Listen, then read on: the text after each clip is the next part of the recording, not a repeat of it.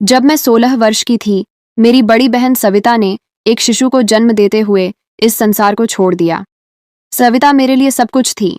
मेरी मित्र, मेरी मार्गदर्शिका, मेरा जीवन। मेरे माता पिता रोहित और दीपा सविता के दुख में डूबे हुए थे, लेकिन उन्हें अपने नाती नन्हे कान्हा की चिंता थी। उस बच्चे के भविष्य के लिए उन्होंने एक बहुत बड़ा निर्णय लिया, मेरी शादी मेरे जीजाजी आकाश से कराने का।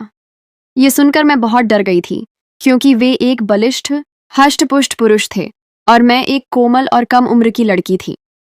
मैंने मना भी किया, लेकिन मेरे माता पिता ने मेरी शादी मेरे जीजाजी से करा दी, क्योंकि उन्हें लगा कि कान्हा की देखभाल की जिम्मेदारी केवल मैं ही उठा सकती हूँ। सुहाग रात में जब वे मेरे करीब आए तो मैं उन्हें देखकर सहम गई।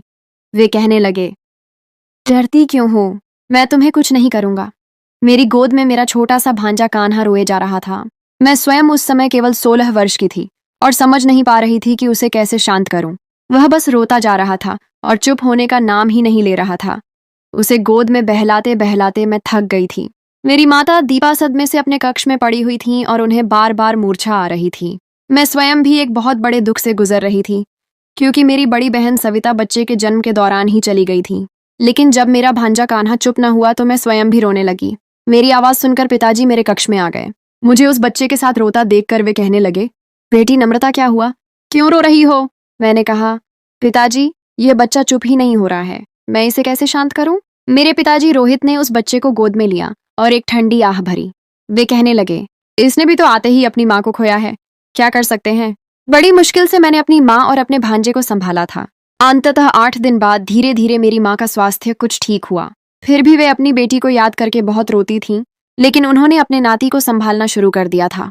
मेरी बहन सविता के निधन के बाद मेरे जीजाजी आकाश एक बार भी हमारे घर नहीं आए थे। सविता और आकाश की प्रेम विवाह था। वे एक दूसरे पर जान छिड़कते थे, लेकिन मेरी बहन की आयु बहुत कम थी।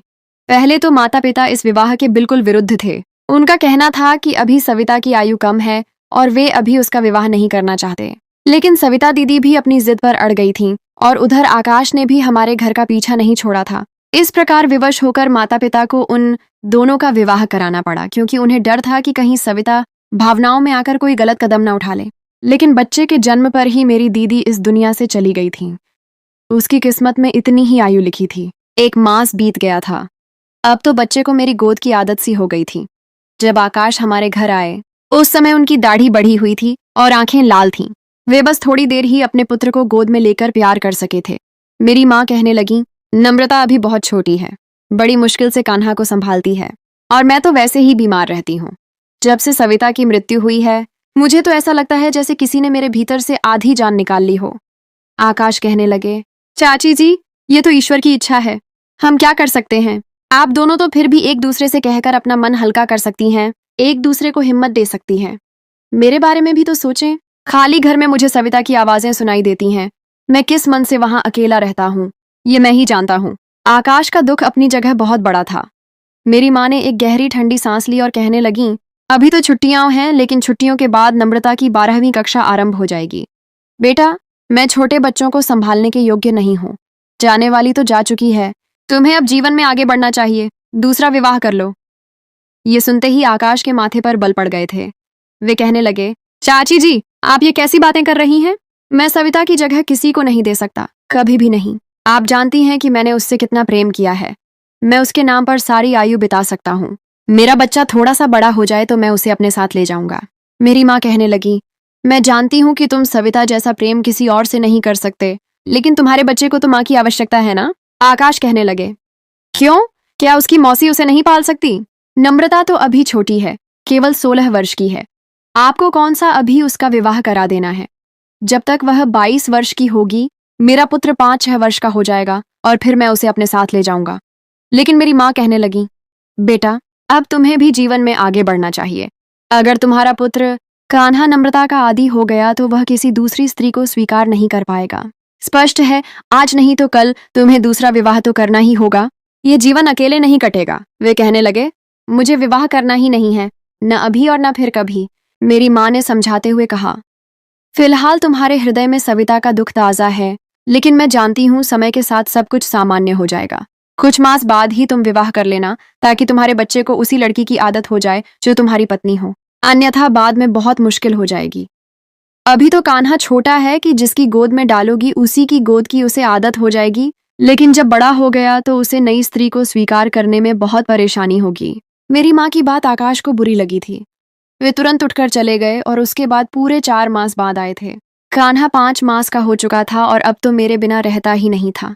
मेरे लिए बड़ी मुश्किल होती थी। जब महाविद्यालय से आती तो वह रो रहा होता था। माँ उसे बहला बहलाकर थक जाती, लेकिन वह चुप नहीं होता था। मैं आते ही उसे गोद में भरती तो उसका रोना बंद हो जाता। वह मेरे साथ ही सोता था, मेरे हाथ से ही खाता था। वह मुझे अपनी माँ समझता था और मैं भी उसके लिए ऐसे ही भाव रखने लगी थी। मुझे लगता जैसे वह मेरा ही बच्चा है।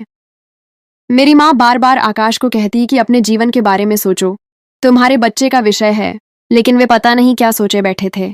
माँ के बार बार बुलाने पर भी वे 4 मास बाद आए थे। वे 1 घंटा बैठे थे और मेरे पिताजी की दुकान पर कुछ धन रख जाते और कहते कि यह कान्हा के व्यय के लिए है। मैं अपने बच्चे का भार किसी पर नहीं डालना चाहता। दिन बीतते रहे और मैं 19 वर्ष की हो गई थी। अब तो कान्हा भी 3 वर्ष का हो गया था और अब तो मेरे बिना और भी नहीं रहता था। वह मुझे मैया कहता था। इन्हीं दिनों मेरा रिश्ता भी आया था। काफी अच्छे खाते पीते लोग थे। मेरी माँ ने आकाश को बुलाया और कहने लगी कि नम्रता का बहुत अच्छा रिश्ता आया है और हम चाहते हैं कि उसका विवाह कर दें। यह सुनकर वे कहने लगे, लेकिन मेरे बच्चे का क्या होगा? क्या कान्हा आपकी संतान नहीं है? वह आपकी बेटी की अंतिम निशानी है। अपनी बेटी की खातिर मेरे बच्चे के साथ इतना बुरा मत करें। उससे उसकी माँ मत छीने। कान्हा नम्रता को ही अपनी माँ समझता है और अभी कौन सा आपकी बेटी की आयु बीतती जा रही है।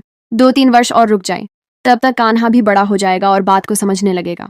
आप देखिएगा, मैं स्वयं ही नम्रता का विवाह बहुत अच्छे घर में करा दूंगा, लेकिन मेरे पुत्र को इस योग्य होने दें कि मैं उसके साथ रह सकूं और वह बातों को समझने लगे। मेरी माँ कहने लगी, तुम समझते क्यों नहीं हो आकाश? वह अभी नम्रता की जान नहीं छोड़ता, उसे अपनी माँ समझता है। कुछ और बड़ा हो गया तो उसके बिना बिल्कुल नहीं रहेगा और समय का कुछ पता नहीं है। मैं बीमार रहती हूँ और नम्रता के पिताजी भी रक्तचाप के रोगी हैं। हम अपनी बच्ची का विवाह इस कारण शीघ्र करना चाहते हैं। तुम अपने बारे में भी सोचो। वे कहने लगे, ठीक है, आपको इतनी ही जल्दी है तो फिर नम्रता का विवाह मुझसे कर दें। आकाश ने यह बात अचानक ही कही थी। मेरी माँ को इस बात की आशा नहीं थी कि आकाश ऐसा भी कर सकते हैं। ये सुनते ही मेरी माँ ने आश्चर्य से उन्हें देखा और कहने लगी, तुम नम्रता से बहुत बड़े हो, पूरे 10 वर्ष बड़े हो। आकाश ने कहा, तो फिर क्या हुआ? कान्हा नम्रता को अपनी माँ समझता है और अब उसके बिना नहीं रह सकता और मैं किसी दूसरी स्त्री को ले आऊंगा तो पता नहीं वह मेरे बच्चे के साथ कैसा व्यवहार करेगी। हो सकता है कि उसके साथ माँ जैसा प्रेम न करे, मेरे सामने प्रेम करे और मेरे पीछे से मेरे बच्चे को मारती रहे। नम्रता उसकी मौसी है, उसके साथ अच्छा व्यवहार करेगी, बिल्कुल माँ जैसा प्रेम देगी जैसा कि अभी दे रही है। मुझे विवाह की कोई इच्छा नहीं है, लेकिन मुझे अपने बच्चे के लिए माँ चाहिए जो नम्रता से बढ़कर और कोई हो ही नहीं सकती। मेरी माँ कहने लगी, मैं तुम्हारे ससुर जी से बात करके देखूंगी। देखो, नम्रता मेरी एक ही बेटी है। अगर तुम यह सब अपनाना चाहते हो तो पूरे हृदय से अपनाना, केवल कान्हा की माँ की हैसियत से नहीं, अपनी पत्नी की हैसियत से भी अपनाना, ताकि मुझे विवाह के बाद अपनी बेटी की ओर से चिंता न रहे। ये बात सुनकर आकाश के माथे पर बल पड़ गए थे। वे कहने लगे, आपको शिकायत का अवसर नहीं मिलेगा। आकाश अच्छे खाते पीते घराने से संबंध रखते थे, देखने में भी सुंदर युवक थे। उनकी आयु 29 वर्ष थी। कोई भी लड़की उनको देखकर अपना मन उन पर हार सकती थी, लेकिन मेरे मन में आकाश के लिए ऐसा कोई भाव नहीं था। होते भी कैसे? मैंने तो उन्हें हमेशा अपने जीजाजी की दृष्टि से ही देखा था। उनके घर में किसी भी वस्तु की कोई कमी नहीं थी। जब यह बात मेरे पिताजी को पता चली तो कुछ सोचकर उन्होंने भी हाँ कर दी, क्योंकि वे आयु में मुझसे 10 वर्ष बड़े तो थे, लेकिन इसके अलावा आकाश में कोई कमी नहीं थी। और सबसे बड़ा विषय तो कान्हा का था। वह अब भी बहुत छोटा था और उसे एक माँ की आवश्यकता थी। नई स्त्री का क्या भरोसा, उसे वास्तविक माँ का प्रेम देती या न देती। और यही सोचकर मेरे पिताजी ने विवाह के लिए हाँ कर दी। इधर कान्हा भी मेरा बहुत आदी हो चुका था। मेरी माँ ने जब मेरी सहमति पूछी तो मैंने कोई भी आपत्ति नहीं की थी। आकाश में ऐसी कोई कमी भी नहीं थी जिस बात पर मैं आपत्ति करती, बल्कि मेरे लिए प्रसन्नता की बात थी कि अब मैं कान्हा की देखभाल आराम से कर सकूंगी, क्योंकि मुझे कान्हा से बड़ा ही लगाव हो गया था। खैर, बड़ी ही सादगी के साथ मेरा और आकाश का विवाह करा दिया गया। जब मैं विदा होकर आकाश के घर आई तो मेरा हृदय जोर से धड़क रहा था, क्योंकि मैंने आकाश के बारे में कभी भी ऐसा नहीं सोचा था। बस यही था कि वे मेरे जीजाजी हैं। फिलहाल तो मेरा हृदय बिल्कुल खाली था, उसमें कोई भाव नहीं था। मुझे लगा शायद वे मेरे साथ वैसा ही व्यवहार करेंगे जैसा कि एक पति अपनी पत्नी के साथ करता है, लेकिन ऐसा नहीं था। घर में आते ही उन्होंने मुझे एक अलग कक्ष दिखाया। वे कहने लगे, यहाँ तुम्हें कोई कष्ट नहीं होगा, तुम कान्हा के साथ यहाँ बड़े सुकून से जीवन व्यतीत कर सकती हो। मैंने आश्चर्य से आकाश को देखा। वे मेरे पास आकर कहने लगे, मेरे हृदय में कल भी सविता थी और आज भी सविता है और सदा ही रहेगी। तुम मेरे घर में केवल और केवल मेरे पुत्र कान्हा की माँ बनकर आई हो और न ही कभी मेरी पत्नी बनने का प्रयत्न करना। यह कहकर वे कक्ष में जा चुके थे और मैं चुपचाप हैरान नेत्रों से उन्हें देखती रही। मेरा कक्ष खाली हो चुका था। कान्हा मेरी उंगली पकड़े मैया मैया कह रहा था। मैंने अपनी आंखों से बहते आंसू पोंछे और कान्हा को शैया पर लिटाकर सुलाने लगी। अपने वस्त्र बदलते हुए मुझे बहुत रुदन आ रहा था। भले ही यह विवाह जिस भी परिस्थिति में हुआ था, लेकिन मेरे लिए यह एक नया अनुभव था। मैं आकाश को हृदय से स्वीकार कर चुकी थी और मैं उनके साथ पति पत्नी का संबंध रखना चाहती थी, लेकिन उन्होंने मेरे मुख पर ही मेरा अपमान करके मेरे साथ बहुत बुरा किया था, मेरे हृदय को दुखाया था। मैंने सोचा, इससे तो अच्छा था काश मेरी माँ मेरा विवाह किसी और से करा देती। कम से कम वह मेरे साथ ऐसा व्यवहार तो न करता। यह पुरुष तो पाषाण हृदय था। कितने आराम से मुझे यह सब कुछ कहकर चले भी गए। एक बार भी नहीं सोचा था कि मेरे हृदय पर क्या बीतेगी। मुझे अपनी बहन से घृणा नहीं थी, लेकिन मैं अपना जीवन अच्छे से व्यतीत करना चाहती थी। प्रत्येक लड़की यही चाहती है कि उसका जीवन साथी केवल उससे प्रेम करे। पहले जब आकाश सविता से प्रेम करते थे तो मुझे इस बात की प्रसन्नता होती थी कि मेरी बहन कितनी भाग्यशाली है, उसे इतना प्रेम करने वाला पति मिला है। लेकिन अब यही बात मुझे छलने लगी थी। वे मेरे सामने ही सविता के प्रेम की आहें भर रहे थे। सविता जा चुकी थी, लेकिन अब मैं उनके जीवन में आ गई थी। उनका धर्म बनता था कि वे मुझे मेरे हिस्से की खुशियां देते, मुझे मेरे हिस्से का प्रेम देते, लेकिन उन्होंने ऐसा नहीं किया था। प्रातःकाल मैं उठी तो बिल्कुल चुप थी। मैंने नाश्ता मेज पर रख दिया था। आकाश ने चुपचाप नाश्ता किया। उन्होंने एक दृष्टि भी उठाकर मेरी ओर नहीं देखा था। मैं इस पाषाण हृदय पुरुष को देखकर अपने मन ही मन में आंसू बहाती रही। सौंदर्य में मैं सविता से कहीं बढ़कर थी। सुंदर तो सविता भी थी, लेकिन मैं उससे कहीं अधिक सुंदर थी। लेकिन आकाश ने मेरी ओर दृष्टि उठाकर भी नहीं देखा था। उनके हृदय में केवल और केवल सविता बसी हुई थी। वे चले गए और दिन अब ऐसे ही बीतने लगे। पूरा दिन या तो मैं कार्य में लगी रहती थी या कान्हा में, लेकिन रात्रि को न चाहते हुए भी मेरी आंखों में आंसू बहने लगते थे। वे तो मुझे देखना भी पसंद नहीं करते थे। मुझे खाने पीने, पहनने और ओढ़ने की कोई कमी नहीं थी, लेकिन स्त्री के लिए यही सब कुछ पर्याप्त नहीं होता। उसे पति का प्रेम भी चाहिए होता है, जो मुझे मिल नहीं रहा था। प्रत्येक लड़की के भीतर यह इच्छा होती है कि उसका पति उसको प्रेम दे, उसकी प्रशंसा करे। एक बार यूं ही मेरा तैयार होने का मन किया। मैंने एक सुंदर लाल साड़ी पहनी, हल्का श्रृंगार किया और अपने केश खुले छोड़ दिए। संयोग ऐसा था कि उसी समय आकाश भी घर आ गए। मुझे देखकर उनके माथे पर बल पड़ गए थे। वे क्रोध से मुझे देखने लगे और बोले, ये क्या पहन रखा है तुमने? इस प्रकार तैयार होकर मेरा हृदय लुभाना चाहती हो क्या? क्या समझती हो कि मैं दुर्बल चरित्र का स्वामी हूँ? तुम मेरे सामने सज संवर कराओगी तो मैं अपने होश और हवास खो बैठूंगा और तुम्हारे करीब हो जाऊंगा। लज्जा नहीं आती ऐसी हरकतें करते हुए? उनकी बातें सुनकर मुझे अपना आप उनके सामने बहुत छोटा लगने लगा था। मुझे अपना बहुत ही अपमान महसूस हुआ था। मेरी आंखों में आंसू आ गए थे। मैं तो बस यूं ही तैयार हुई थी। मुझे नहीं पता था कि वे इतनी शीघ्र घर आ जाएंगे और इस प्रकार मुझे अपमानित कर देंगे। मैं कक्ष में जाकर वस्त्र बदलकर फूट फूट कर रुदन करने लगी। कान्हा मेरे पास ही उपस्थित था। मुझे रोता देखकर वह मेरे पास आया और मेरे आंसू पोंछने लगा। वह कहने लगा, मैया क्या हुआ है आपको? क्यों रो रही हैं? पिताजी ने आपको डांटा है? मैं तो आपका प्यारा पुत्र हूं ना। छोड़िए पिताजी को। मैं आपको अभी माथे पर प्रेम करता हूँ, आप ठीक हो जाएंगी। जिस प्रकार मैं उसे बहलाया करती थी, वह भी मुझे बहला रहा था। जब उसने मेरे माथे पर प्रेम किया तो मैंने अपने आंसू पोंछे। रुदन करते हुए मैंने अपना सारा श्रृंगार बिगाड़ दिया था। मेरी लिपस्टिक पूरे मुख पर फैल चुकी थी, केश बिखरे हुए थे और काजल भी गालों तक आ रहा था। मेरे हृदय में उस समय कान्हा के लिए जरा भी कोई भाव नहीं था, बल्कि मुझे उस पर क्रोध आ रहा था। न जाने क्यों मुझे यह अनुभव होने लगा कि जैसे अगर मेरे जीवन में कान्हा न होता तो शायद आज मेरे साथ यह सब कुछ न हुआ होता। कान्हा के कारण ही मेरा विवाह आकाश के साथ हुआ था, जो कि मैं बिल्कुल नहीं चाहती थी। कान्हा ने मेरा ऐसा रूप देखा तो अपने छोटे छोटे हाथों से मेरा मुख साफ करने लगा और कहने लगा, मैया आप तो प्यारी सी भुतनी बन गई हैं। मैं अभी आपका मुख साफ करता हूँ, नहीं तो पिताजी डर जाएंगे और आपसे फिर लड़ेंगे। उसकी बात सुनकर मेरे मुख पर एक मुस्कान फैल गई थी। वह तो मासूम सा बच्चा था। लेकिन उस दिन के बाद से मैं दोबारा कभी तैयार नहीं हुई थी। मैं तो बड़ी ही चंचल प्रकार की लड़की हुआ करती थी। बहुत मन करता था कि बोलूं, हंसूं, खेलूं, तैयार होऊं, श्रृंगार करूं और खूब रंग बिरंगे वस्त्र पहनूं। लेकिन उस दिन के बाद से दोबारा केवल एक बार ही मेरा मन ये सब करने को चाहा था। चूड़ियां और एक टूटा हृदय। मैं अब 22 वर्ष की हो चुकी थी। मेरी वर्षगांठ थी और पता नहीं उस दिन मेरे मन में क्या आया कि मैंने अपनी पसंद का लाल रंग का एक फ्रॉक पहना, केश भी खुले छोड़ दिए और हल्का फुल्का श्रृंगार भी कर लिया। यह समय आकाश के आने का नहीं था। कान्हा मेरे पास ही उपस्थित था। अब उसके विद्यालय जाने की भी आयु हो चुकी थी। कभी कभी जब मैं बहुत अधिक बेचैन होती तो मेरे मन में कान्हा के लिए क्रोध आने लगता था, लेकिन अगले ही पल मैं अपने इस भाव को झटक दिया करती थी।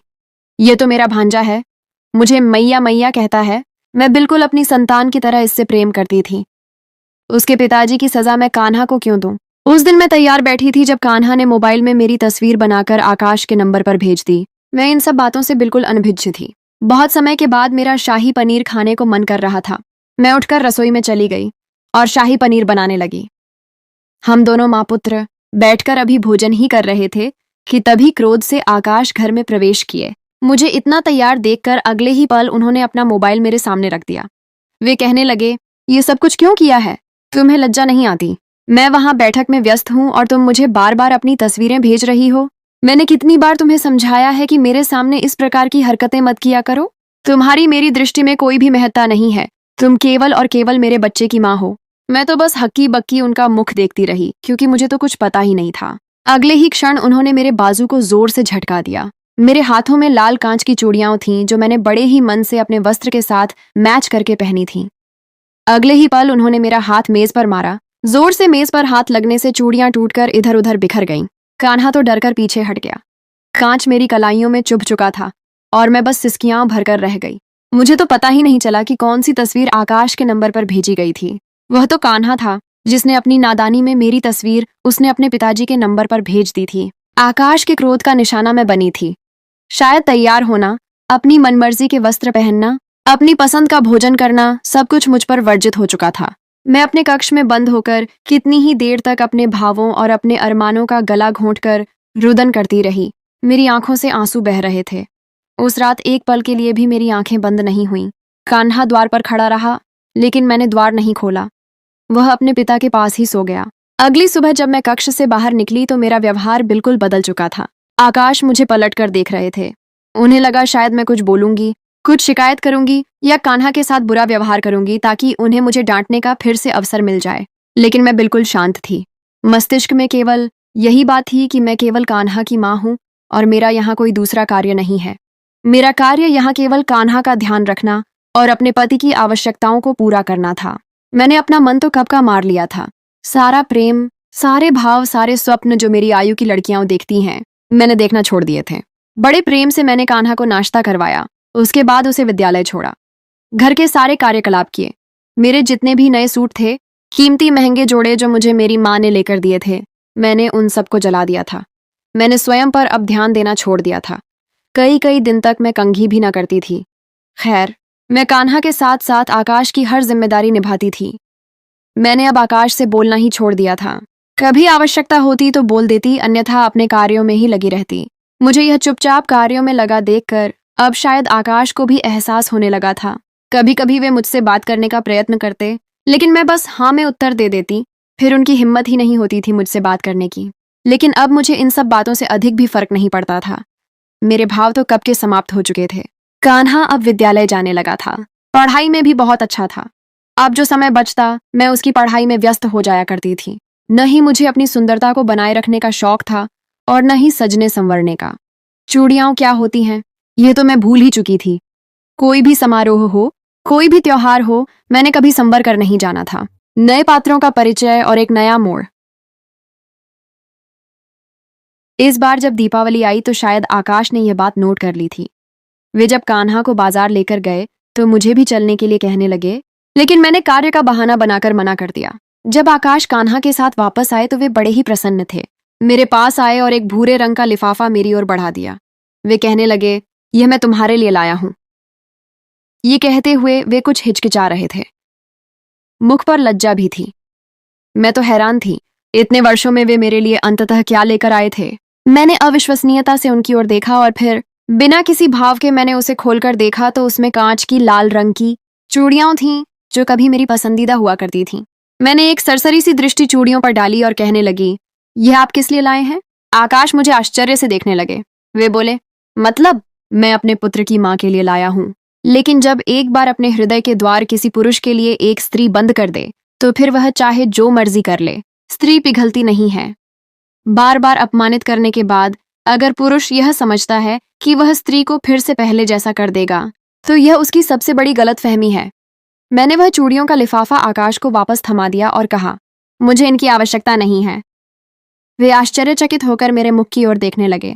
उनकी आंखों में पश्चाताप और पीड़ा का एक मिला जुला भाव था। शायद उन्हें समझ नहीं आ रहा था कि मैंने उनके सच्चे मन को क्यों ठुकरा दिया। मैं कान्हा को तैयार करके और उसका थैला लेकर उसे विद्यालय छोड़ने चल दी। वापसी पर मैंने देखा कि वह चूड़ियों का लिफाफा वहीं मेज पर पड़ा था। मुझे उन चूड़ियों से अब कोई लगाव नहीं रहा था, बल्कि उनको देखकर मुझे वह दुखद रात्रि याद आ जाती थी जब उन्होंने मेरे हाथ से मेरी पसंदीदा चूड़ियां तोड़ी थीं। इसी दौरान हमारे जीवन में 2 नए पात्रों का आगमन हुआ। एक मेरे पिताजी के मित्र की बेटी प्रियंका थी, जो विदेश से पढ़ाई पूर्ण करके वापस आई थी। वह एक आधुनिक और आत्मनिर्भर लड़की थी। दूसरी मेरे ससुराल की ओर से मासी राधा, जो आकाश के दूर के संबंधियों में से थीं। मासी राधा एक पुराने विचारों की स्त्री थी, जो घर के टूटे संबंधों को जोड़ने की इच्छुक थीं। प्रियंका अक्सर हमारे घर आया करती थी, क्योंकि उसके माता पिता को आकाश का घर बहुत पसंद था। वह एक दिन कहने लगी, नम्रता, तुम बहुत अधिक परिवर्तित हो गई हो। तुम्हारे भीतर का वह चंचल स्वभाव कहाँ चला गया? मैंने केवल एक मुस्कुराती हुई आह भरी और कहा, कुछ चीजें समय के साथ बदल जाती हैं। एक दिन मासी राधा अचानक हमारे घर आ गईं और आकाश के कक्ष में जाकर उनसे बातें करने लगीं। मैंने बाहर खड़े होकर उनकी बातचीत सुनी। मासी राधा कह रही थीं, आकाश, तुम स्वयं को और इस बच्ची को कष्ट क्यों दे रहे हो? तुमने सविता के दुख में अपनी और उसकी जिंदगी बर्बाद कर दी है। वह तुम्हारी पत्नी है, तुम्हारे पुत्र की माँ है। अब सविता को जाने दो और अपने जीवन में आगे बढ़ो। आकाश क्रोध से बोले, मासी, आप ये बातें मत करें। सविता की जगह कोई नहीं ले सकता। मासी राधा ने कहा, ठीक है, अगर तुम नहीं बदल सकते तो हम किसी दूसरे तरीके से इस संबंध को जोड़ने का प्रयत्न करेंगे। मासी राधा की बातें आकाश को हिला गईं। वे कक्ष से बाहर आए और मुझे परेशान और दुखी देखकर वापस मुड़ गए। उन्होंने मेरे हाथ पर लगे टूटे हुए कांच के निशान देखे और कहा, मैंने तुम्हें कष्ट दिया है, इसके लिए मैं क्षमा चाहता हूँ। मैंने कोई उत्तर नहीं दिया, केवल खामोशी से कान्हा को उसके कार्य में सहायता करने लगी। मेरा हृदय अब भी उन घावों से भरा हुआ था जो उन्होंने मुझे दिए थे। मासी राधा ने अनुभव कर लिया कि हमारा संबंध बहुत ही नाजुक मोड़ पर है और उसे जोड़ना बहुत कठिन है। ज्योति का सत्य और आकाश का कष्ट। प्रियंका अब हमारे घर अधिक आने लगी थी। वह कान्हा के साथ समय बिताती और आकाश से भी मित्रतापूर्ण व्यवहार रखती थी। एक संध्या जब आकाश घर आए, प्रियंका ने उनसे कहा, तुम बहुत भाग्यशाली हो कि नम्रता जैसी लड़की तुम्हें मिली है। इसने तुम्हारे पुत्र को माँ का प्रेम दिया और तुम्हें उस दुख से बाहर निकालने का प्रयत्न किया। आकाश ने प्रियंका की बातों पर ध्यान नहीं दिया, लेकिन जब प्रियंका चली गई तो वे कहने लगे, तुमसे तो बेहतर है प्रियंका, वह मुझसे अधिक बात करती है। मैंने खामोशी से भोजन मेज पर रख दिया और चली गई। अगले दिन जब प्रियंका दोबारा आई तो वह कहने लगी, आकाश, तुम बहुत गलत कर रहे हो। नम्रता ने तुम्हें बहुत प्रेम दिया है, लेकिन तुम उसे नहीं देख पा रहे हो। आकाश का क्रोध बढ़ने लगा। वे बोले, तुम कौन होती हो मेरे और नम्रता के मध्य आने वाली? मैं तुम्हारे जीवन में आने की इच्छा नहीं रखती। प्रियंका ने कहा, लेकिन मैं नम्रता की मित्र हूं। उसने जो कुछ तुम्हारे लिए किया है, मैं उसका धन्यवाद करूंगी। इसी दौरान एक और महत्वपूर्ण पात्र, आकाश की बहन ज्योति, जो एक फैशन डिजाइनर थी, अचानक हमारे घर आ गईं। वह मेरे और कान्हा से बहुत प्रेम से मिली, लेकिन उनका व्यवहार आकाश की ओर बहुत विचित्र था। वह आकाश से बहुत कम बात करती थीं और उनकी आंखों में सविता के लिए एक अजीब सी घृणा दिखाई देती थी। एक संध्या जब हम सब भोजन कर रहे थे, ज्योति ने क्रोध से आकाश से पूछा, क्या तुमने सविता को उसकी संतान के लिए विवश किया था? आकाश ने इस बात को सुना तो वे हैरान होकर कहने लगे, तुम क्या कह रही हो? मैं जानती हूँ कि तुम अपनी माँ की जिद में सविता को गर्भवती होने के लिए विवश कर रहे थे। ज्योति ने कहा, उसने तो केवल एक बच्चा चाहा था और उसके लिए वह तुम्हारे झूठे वादों पर विश्वास कर बैठी थी। ज्योति के ये शब्द आकाश के हृदय में तीर की तरह चुभ गए। उन्हें एहसास हुआ कि उन्होंने सविता के साथ कितना बड़ा छल किया था। उन्होंने सविता को एक झूठा वादा दिया था कि वे उसके माता पिता को राजी कर लेंगे, लेकिन उन्होंने ऐसा नहीं किया था और सविता ने उनकी बात पर विश्वास कर लिया था। वे यह सत्य सुनकर बहुत अधिक पीड़ा में थे। उनका सारा दुख, उनकी सारी घृणा और पीड़ा सविता से प्रेम नहीं, बल्कि इस बात का पश्चाताप थी कि उन्होंने सविता के साथ छल किया था। कान्हा इन सब बातों से परेशान था। वह अपनी मैया और पिताजी को दूर होते हुए देख रहा था। एक दिन वह मुझसे कहने लगा, मैया, पिताजी मुझसे अधिक समय नहीं बिताते, वे हर समय परेशान रहते हैं। मैंने उसे गोद में लेकर समझाया, बेटा, तुम्हारे पिताजी भी बहुत दुख में हैं। उस रात्रि कान्हा ने आकाश को अपने कक्ष में बुलाकर कहा, पिताजी, क्या आप मुझसे प्रेम नहीं करते? क्या आप मैया से प्रेम नहीं करते? वह मुझसे और आपसे बहुत प्रेम करती हैं। कान्हा की बात सुनकर आकाश को एहसास हुआ कि वे कितना गलत थे। उन्होंने कान्हा को गोद में लिया और कहने लगे, बेटा, मैं तुम्हें और मैया को बहुत प्रेम करता हूँ। उस दिन मैंने पहली बार आकाश की आंखों में स्वयं के लिए प्रेम देखा, लेकिन मेरा हृदय अभी भी टूटा हुआ था। क्या यह सब उन्होंने कान्हा को प्रसन्न करने के लिए किया था? अगले दिन आकाश ने मुझे नाश्ते पर बुलाया और कहा, मैंने अपनी नौकरी से छुट्टी ले ली है और मैं तुम दोनों को एक लंबे भ्रमण पर ले जाना चाहता हूँ। मैंने आश्चर्य से आकाश को देखा। उन्होंने कान्हा को भी तैयार किया और हम सब एक साथ गाड़ी में बैठकर एक लंबे भ्रमण पर निकल पड़े। मार्ग में मैंने देखा कि आकाश सविता की यादों से बाहर निकलने का प्रयत्न कर रहे थे। वे पहले जैसे नहीं थे जो केवल दुख में डूबे रहते थे। अब वे कान्हा से बातें करते थे, मुझसे हल्के फुल्के परिहास करते थे। हम एक पर्वतीय क्षेत्र में पहुंचे जहां हर तरफ हिम ही हिम थी। कान्हा हिम में खेलने लगा और हम दोनों उसे देखकर मुस्कुराते रहे। संध्या को जब मैं शैया पर लेटी तो मैंने देखा कि आकाश मेरे पास आकर कहने लगे, मुझे क्षमा कर दो नम्रता, मैंने तुम्हें बहुत कष्ट दिया है। मैंने तुम्हें वह प्रेम नहीं दिया जो तुम्हारा अधिकार है। मैंने तुम्हें सविता के दुख की सजा दी। उनके आंसू उनके मुख पर बह रहे थे। मैंने उन्हें सांत्वना दी और कहा, मैं जानती हूं कि तुम्हारे जीवन में सविता की जगह कोई नहीं ले सकता, लेकिन मैं अपनी जिंदगी में इस प्रकार नहीं रह सकती। मुझे भी प्रेम और सम्मान की आवश्यकता है।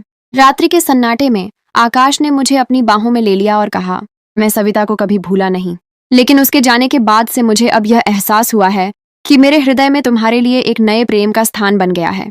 एक ऐसा प्रेम जो समय और परिस्थितियों के साथ उत्पन्न हुआ है और अब मैं उसे खोना नहीं चाहता। मैंने उनके मुख पर से आंसू पोंछे और कहने लगी, मैं तुम्हें क्षमा कर चुकी हूँ। उस क्षण मेरे हृदय के वे घाव भरने लगे जो इतने वर्षों से मुझे पीड़ा दे रहे थे। अगली सुबह मैंने देखा कि आकाश एक नए पुरुष में परिवर्तित हो चुके थे। वे अब मेरे पति थे और मैं उनकी पत्नी। हम दोनों ने मिलकर कान्हा को एक सुखी जीवन देने का वचन दिया।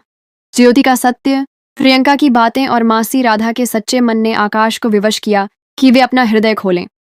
वे सविता के दुख में डूबे हुए नहीं थे, बल्कि उन्होंने जो सविता के साथ छल किया था उसके पश्चाताप में थे। लेकिन अब उन्हें एहसास हुआ कि उन्होंने कान्हा और मेरा हृदय तोड़कर बहुत बड़ी गलती की थी। अब मैं पूर्ण हो चुकी थी। अब मेरे जीवन में वह खुशियां थीं जो प्रत्येक लड़की चाहती है। मुझे अपने पति का प्रेम मिला था और सबसे महत्वपूर्ण बात यह कि मैं अब एक सुखी मां थी। कान्हा की मुस्कान और आकाश के प्रेम ने मेरे जीवन को पूर्ण कर दिया था। यह कहानी केवल दुख और गम की नहीं थी, बल्कि यह इस बात का प्रमाण है कि प्रेम, क्षमा और सच्चे मन से हर बाधा को पार किया जा सकता है।